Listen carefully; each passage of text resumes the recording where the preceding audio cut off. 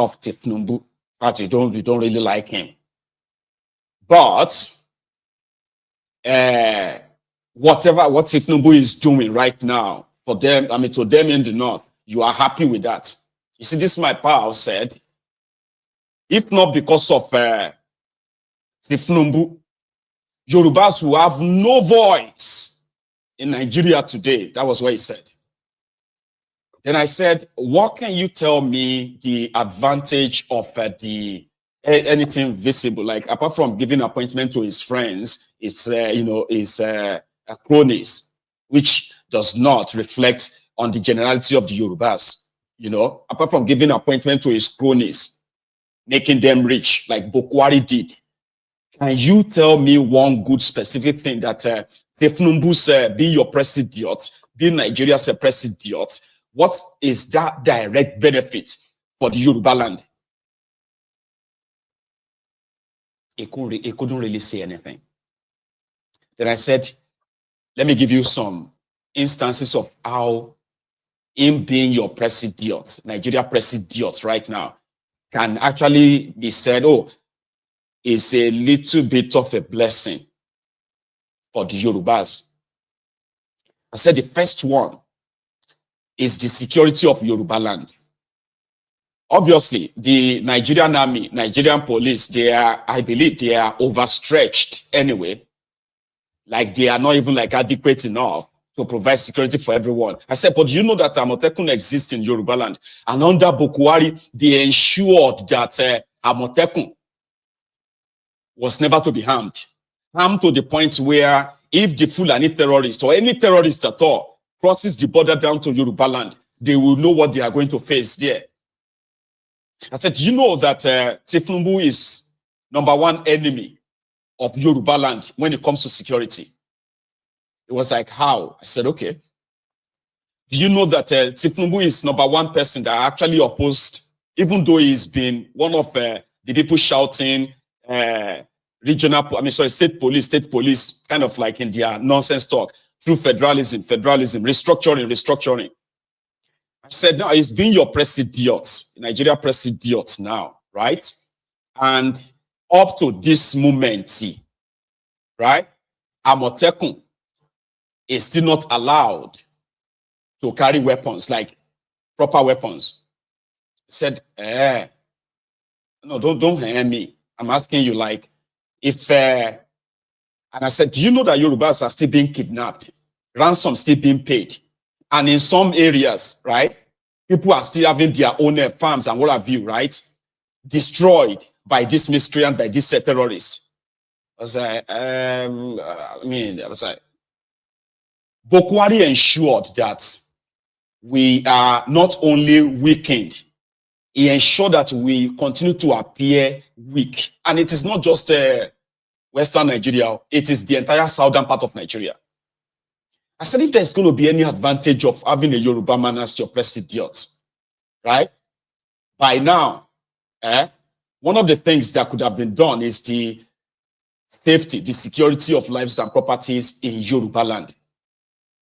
I said, right now, we are just on our own. Whatever you see is whatever you get.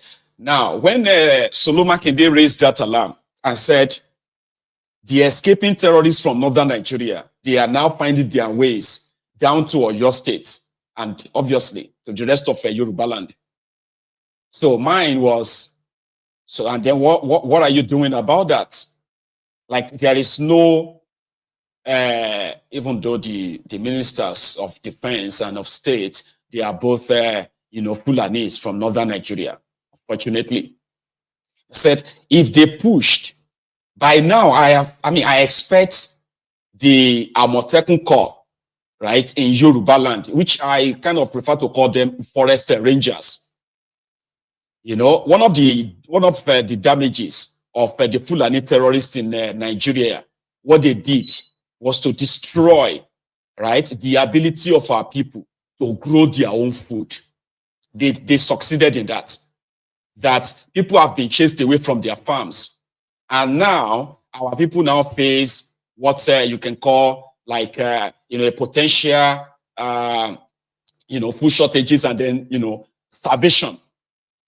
So I said, if in 2 years you have a Yoruba man as your president, and there were Yorubas, there are still some of them who were part of that arrangement. By now, we should be seeing the Amotekuns, right, fully armed with sophisticated weapons, not these guys like the Iba Gani Adams that is saying, leave Yoruba land now or you die. These are just words of mouth. There's nothing to back that up. Nothing. So I expect the states like Ondo State, Ekiti State, Ogun State, Oyo State, Osun State to have the strongest Amotekun as we speak. But it's all ceremonial. It's all ceremonial. Because Tinubu didn't want to lose this power that is now managed to snatch and grab, right? He openly, secretly ensured that he antagonized the establishment of Amotekun because the North was pretty much apprehensive. They're like, no, you can't establish a security outfit of your own. And he was against it. It was. So now that he's gotten the power that he's been looking for, Abi, isn't it the right time for him to show something, which is without security, right? Without security, there's nothing that can happen. I know a lot of you are holed up in that, in that mega city, Lagos. You are holed up there, and yeah, you can't really travel by road in some of your own inner, what do you call it, to other state of other part of a Yoruba land without the fear of being kidnapped. So, if there's anything at all that you want to say, oh, the Yorubas should benefit for having a Yoruba man as your president, by now you should have the Amotekun everywhere. In fact, by now I expect to start seeing the news of Amotekun capturing these terrorists in our forest, right? And dealing with them with a special kind of like a special law in Yoruba land. Every state kind of make their own laws, right? I expect that. So when I read the news of these terrorists are escaping to Yoruba land, we are now telling you to leave. Who told you that the terrorists are going to leave because Iba Gani Adams says they should leave? Eh? They're not going to leave because he said, oh, yeah, leave. Eh? So if there's anything at all to make you kind of feel like, yeah, the security of lives and properties in Yoruba land is paramount to these weak men, right? I don't think there's anyone to be afraid of anymore. When they are doing the eye service with the Bokwari and his gang, they are gone now. Yes, they are. So the safety of the Yorubas should not be negotiable. It should be a non-negotiable one. No? So Iba Gani Adams, if you happen to see my video, right? If you happen to see this, okay, I'll call him his name, Seyi Makinde. I don't think coming to tell us the danger that is upon us is in any way helpful, because indeed, if you go to all these border towns, if you go to the border towns like all these Shaki, Oyo, Ibarapa, Igboho, and all these areas, right? People around these places, they will tell you what they are facing. The den of kidnappers, which are mostly Fulani terrorists, they still exist in this region, in this part, and the people are on their own. Yes, they are on their own. Because after Oyo, Ogbomoso, these areas, right? The next is going to be Kwara. In Kwara, they have ungoverned areas in Kwara State. Ungoverned areas where there is no presence of government, there is no presence of security. The people living there, they are paying taxes to terrorists, the Fulani terrorists. And Kwara and Oyo, they are just next to each other. So how they manage to use the media to keep some of this news out of the media, as people believe that the Yorubas controls the media, how they have managed to keep some of this news away from the media needed to be studied. Maybe now that they have a Yoruba person as your president, so the ideal thing is to make it look like we are fine, except when they are not fine. There are communities ransacked where those people who have been chased away from their communities, they've never been returned back to those communities in Yoruba land, even in Ogun State. So Iba Gani Adams, don't give them warning. Right now, gone are the days. I want to believe, gone are the days when the Bokwari's regime, they ordered the arrest of the OPC men who faced this Fulani terrorist in that same Oyo state. Can you imagine that? The victims of kidnapping, the victims of this terrorism, they reported to Gani Adams and his team. They put together a team. They went straight into the forest. They fought and faced these guys, shot some of them, killed them, and then they got orders. And once they brought them out with videos and everything, guess what? The police took this terrorist. And at the same time, they arrested those guys who went for the operation in Yoruba land. So Yoruba Council of Elders, if there's anything at all that you probably should be remembered for, it should be all of you reminding Tifnumbu that the safety and the security of Yoruba land is paramount. And it's already, the structure is there already. They should just make it work. You know, they should make it work.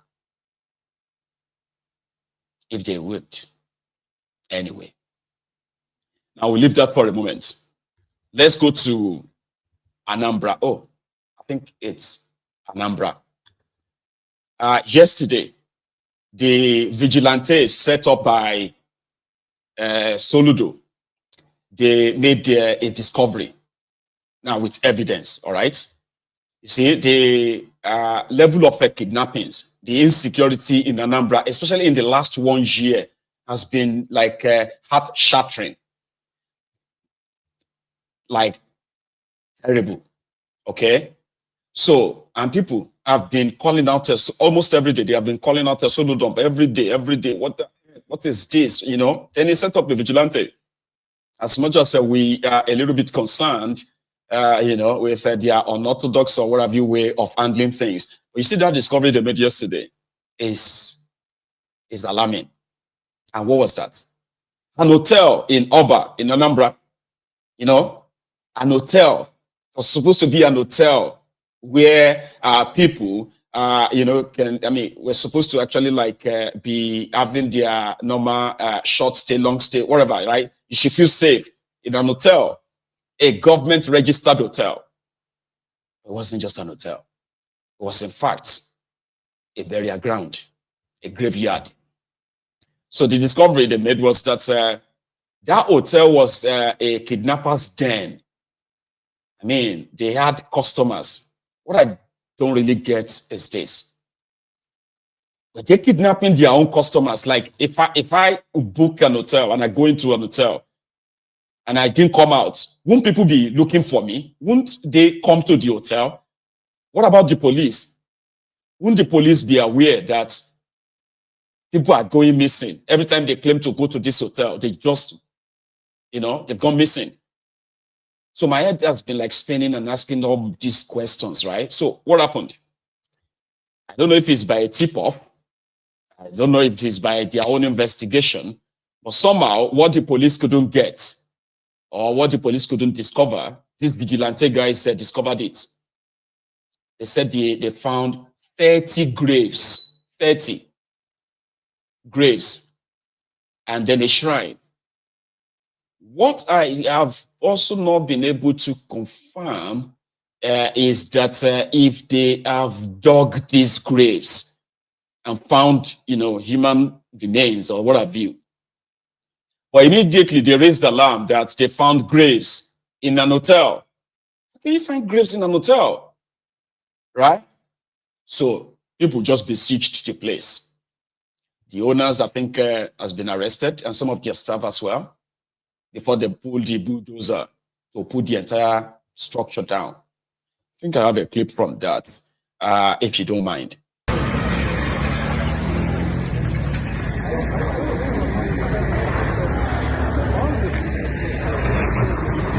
reported to them that it's a matter of time they will start to have your shrine and this one of my child this one. cartridge. Some people don't know from right.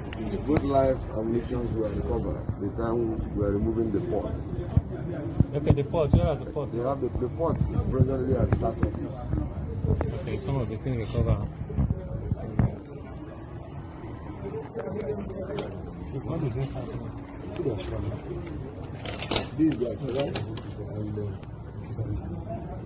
recovered a pot. The pot has content of blood content, and we have live ammunitions and some cartridges that we recovered from here. We've already moved it out and handed it over to police.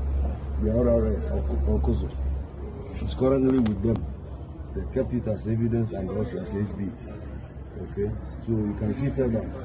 This thing, they built it on top of the hotel itself, where they perform most of the spiritual activities. Before you see most of those guys, they will see them jumping out of the hotel. So,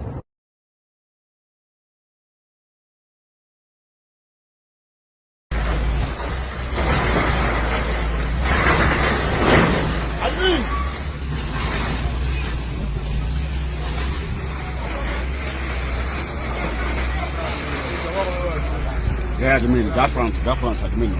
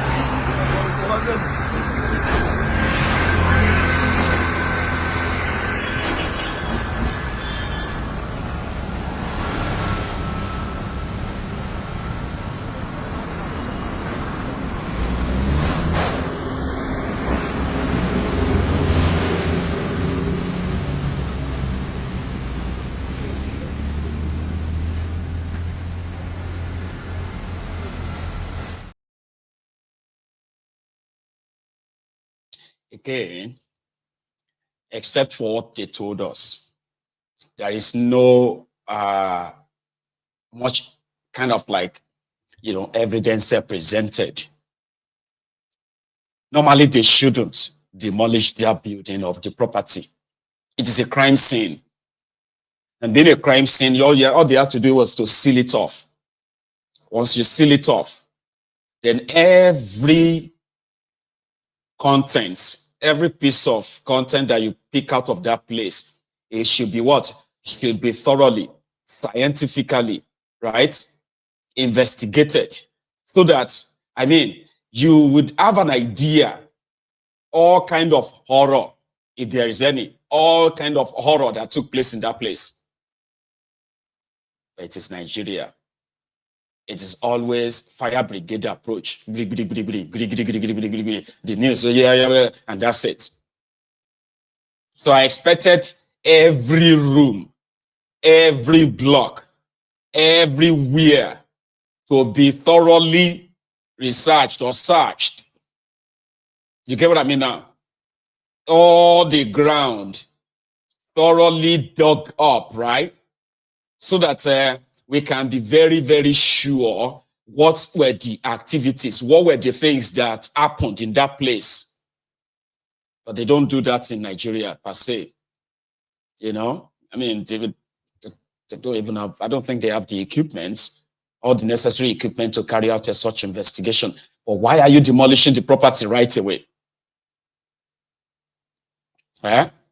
So I didn't see any human remain except for what that video and what this guy said. Okay, so they found a shrine, they found feathers, they found what looked like a blood we are not sure if it's human blood or not. They found graves that you saw in the middle of that video, right? Graves, spot that was like a graves. They said they found, a lot of